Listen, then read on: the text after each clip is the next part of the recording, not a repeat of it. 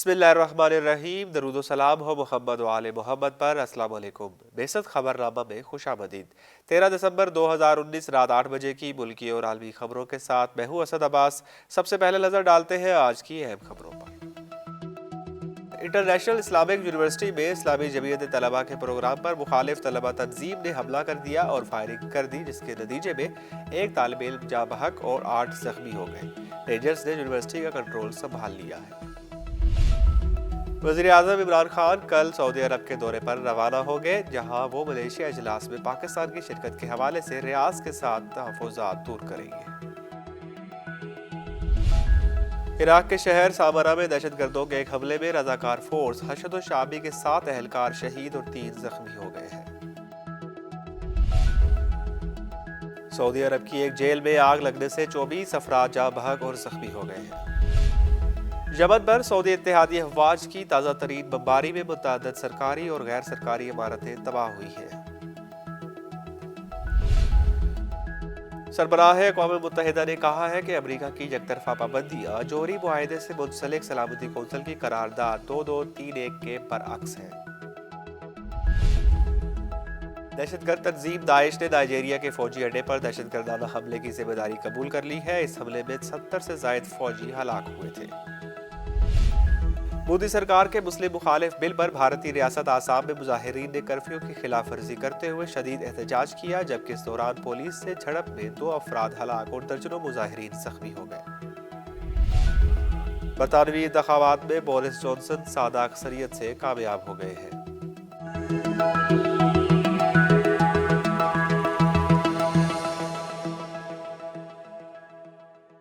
اور اب خبریں تفصیل کے ساتھ۔ انٹرنیشنل اسلامک یونیورسٹی میں اسلامی جمعیت طلبہ کے پروگرام پر مخالف طلبہ تنظیم نے حملہ کر دیا اور فائرنگ کر دی، جس کے نتیجے میں ایک طالب علم جاں بحق اور 8 زخمی ہو گئے۔ رینجرز نے یونیورسٹی کا کنٹرول سنبھال لیا ہے۔ میڈیا کے مطابق جامعہ میں اسلامی جمعیت طلبہ کی ایکسپو تقریب منعقد ہو رہی تھی، جس میں لیاقت بلوچ بطور مہمان خصوصی شریک تھے۔ اسی دوران سرائیکی اسٹوڈنٹ کونسل نے تقریب پر حملہ کر دیا۔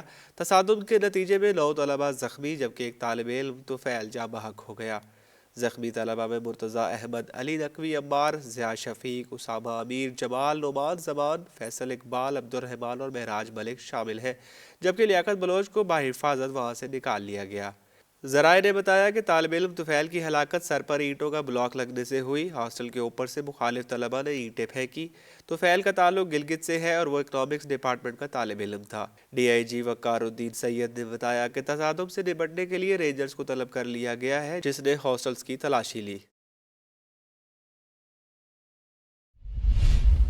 وزیر اعظم عمران خان کل سعودی عرب کے دورے پر روانہ ہو گئے، جہاں وہ ملیشیا اجلاس میں پاکستان کی شرکت کے حوالے سے ریاض کے ساتھ تحفظات دور کریں گے۔ رپورٹ کے مطابق وزیر اعظم عمران خان کا حالیہ دورہ ریاض کی جانب سے ملیشیا میں 18 سے 20 دسمبر تک منعقد ہونے والے کوالالمپور سمٹ اجلاس میں وزیر اعظم کی شرکت کے فیصلے سے ناخوش ہونے کے اشاروں کے بعد پلان کیا گیا ہے۔ کوالالمپور سمٹ ملیشیا کے وزیر اعظم ڈاکٹر مہاتیر محمد کی سوچ ہے۔ اس اجلاس میں ترک صدر رجب طیب اردوغان، قطری امیر شیخ تمیم بن ہادی الثانی اور ایران کے صدر حسن روحانی بھی شرکت کریں گے۔ اس کے علاوہ انڈونیشیا کے صدر کے اجلاس میں شرکت کے بھی امکانات ہیں، تاہم اطلاعات ہے کہ وہ دباؤ کا شکار ہو گئے ہیں اور ان کا کوئی نمائندہ اجلاس میں شریک ہوگا۔ تاہم یہ کہنا قبل از وقت ہے کہ ملیشیا کا اقدام کیسا ہے، لیکن سعودی پہلے ہی اس اجلاس کو اسلامی تعاون تنظیم OIC کا متبادل پیش کرنے کی کوشش کے طور پر دیکھ رہے ہیں۔ خیال رہے کہ تیزی سے غیر فعال ہوتی اسلامی تعاون تنظیم سعودی کی عادت کے ماتحت کام کرتی ہے۔ یمن پر سعودی اتحادی افواج کی تازہ ترین بمباری میں متعدد سرکاری اور غیر سرکاری عمارتیں تباہ ہوئی ہیں۔ غیر ملکی خبر رساں ادارے کی رپورٹ کے مطابق یمن کے صوبہ سعدہ میں امریکہ اور اسرائیل کے حمایت یافتہ اتحادی افواج کے لڑاکا طیاروں نے متعدد سرکاری اور غیر سرکاری عمارتوں کو نشانہ بنایا ہے۔ ذرائع کے مطابق ایک اسپتال بھی سعودی اتحادی افواج کے حملوں کی زد میں آیا ہے، تاہم کسی جانی نقصان کی اطلاع نہیں ملی۔ واضح رہے کہ سعودی عرب نے امریکہ اور اسرائیل کی حمایت سے اور اتحادی ملکوں کے ساتھ مل کر 26 مارچ 2015 سے یمن پر وحشیانہ جارحیت کا سلسلہ جاری رکھا ہے۔ اس دوران سعودی حملوں میں دسیوں ہزار یمنی شہری شہید اور زخمی ہوئے ہیں، جبکہ دسیوں لاکھ یمنی باشندے اپنے گھر بار چھوڑنے پر مجبور ہوئے ہیں۔ سربراہ اقوام متحدہ نے کہا ہے کہ امریکہ کی یک طرفہ پابندیاں جوہری معاہدے سے منسلک سلامتی کونسل کی قرارداد 2231 کے برعکس ہے۔ ان کے مطابق سلامتی کونسل کی قرارداد کے مطابق تمام ممالک ایران سے تجارت کے لیے آزاد ہیں، تاہم امریکی پابندیاں اس کے برعکس ہیں۔ اس موقع پر انہوں نے کہا کہ ایرانی مسئلے پر جوہری معاہدہ ایک اہم سفارتی کامیابی ہے۔ کوتریش نے کہا کہ جوہری معاہدہ اسلامی جمہوریہ ایران، چین، فرانس، جرمنی، روس، برطانیہ، یورپی یونین اور امریکہ کی سفارتی کوششوں کا نتیجہ ہے۔ انہوں نے کہا کہ اس معاہدے کا مقصد ایرانی پرامن ایٹمی منصوبے، جو عالمی جوہری ادارے سے تصدیق کردہ ہے، کا جائزہ لینا ہے۔ انہوں نے مزید کہا کہ اس عالمی سمجھوتے کا اہم حصہ ایران مخالف پابندیوں کا خاتمہ اور اس ملک کو آزادانہ تجارتی اور اقتصادی لین دین کی اجازت دینا ہے۔ دہشت گرد تنظیم داعش نے نائجیریا کے فوجی اڈے پر دہشت گردانہ حملے کی ذمہ داری قبول کر لی ہے۔ اس حملے میں 70 سے زائد فوجی ہلاک ہوئے تھے۔ غیر ملکی خبر رساں ادارے نے فاکس نیوز کے حوالے سے نقل کیا ہے کہ دہشت گرد تنظیم داعش نے نائجیریا کے فوجی اڈے پر دہشت گردانہ حملے کی ذمہ داری قبول کر لی ہے۔ اس حملے میں 70 سے زائد فوجی ہلاک ہو گئے تھے۔ اطلاعات کے مطابق بوکو حرام سے منسلک داعشی گروہ نے نائجیریا کے فوجی اڈے پر ہونے والے دہشت گردانہ حملے کی ذمہ داری قبول کر لی ہے۔ اس حملے کے بعد نائجیریا کے صدر مصر کا دورہ ناتمام چھوڑ کر ملک واپس پہنچ گئے۔ داعش کے حملے میں 73 فوجی ہلاک اور درجنوں زخمی ہو گئے۔ مودی سرکار کے مسلم مخالف بل پر بھارتی ریاست آسام میں مظاہرین نے کرفیو کی خلاف ورزی کرتے ہوئے شدید احتجاج کیا، جبکہ اس دوران پولیس سے جھڑپ میں 2 افراد ہلاک اور درجنوں مظاہرین زخمی ہو گئے۔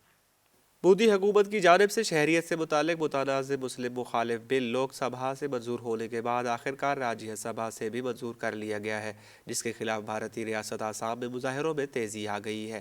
مظاہرین سے نمٹنے کے لیے مودی سرکار نے ریاست میں کرفیو نافذ کرتے ہوئے معاملات کو کنٹرول کرنے کے لیے فوج طلب کر رکھی ہے۔ میڈیا رپورٹس کے مطابق مودی سرکار کے متنازع بل کے خلاف ریاست آسام کے مختلف اضلاع میں کاروبار زندگی شدید متاثر ہوا اور اس دوران تعلیمی ادارے، تجارتی مراکز بند رہے، جبکہ ہزاروں کی تعداد میں مظاہرین کرفیو کی خلاف ورزی کرتے ہوئے سڑکوں پر نکل آئے اور انہوں نے ٹائر نظر آتش کر کے سڑکیں بلاک کر دی۔ بعد ازاں مشتعل مظاہرین نے ریلوے اسٹیشن پر بھی دھاوا بول دیا اور توڑ پھوڑ کی، جبکہ مظاہرین نے گاڑیوں کو بھی نظر آتش کیا۔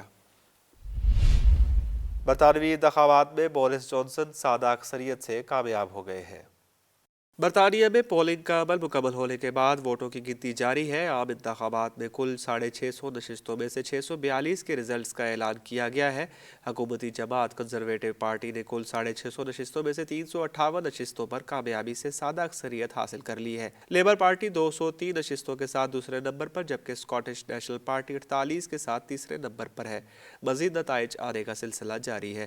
دوسری جانب لیبر پارٹی کے سربراہ جیریمی کوربن نے پارٹی کی عادت چھوڑنے کا اعلان کر دیا ہے۔ برطانوی وزیر اعظم بورس جانسن نے اپنی نشست جیت لی۔ انہوں نے دوبارہ کامیاب کروانے پر برطانوی عوام کا شکریہ ادا کیا، جبکہ سابق وزیر اعظم تھریسا مے بھی جیت گئی ہیں۔